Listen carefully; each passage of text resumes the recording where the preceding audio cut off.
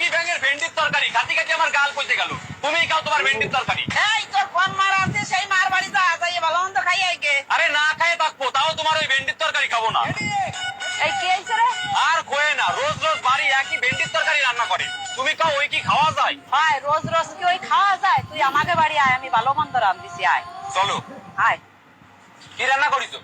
ভেন্ডি ভাজা।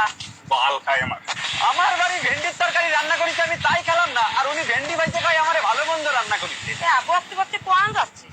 আর কোয়ে না মাসি, আমার বাড়ি সকালবেলা ভেন্ডির তরকারি রান্না হয়েছে। আমি ওই খাবো না বলে বাড়িতে ঝামেলা করে বেরাই গেছি।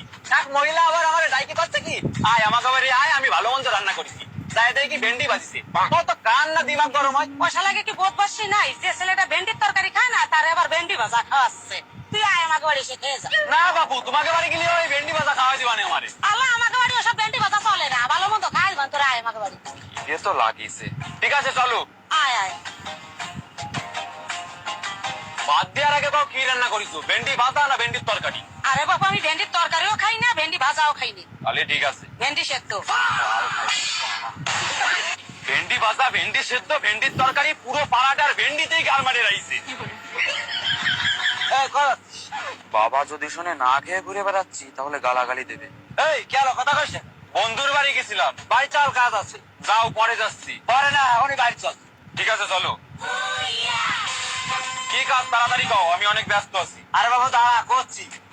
এই বাজারে একটা ধরো তো। কি আনিছো?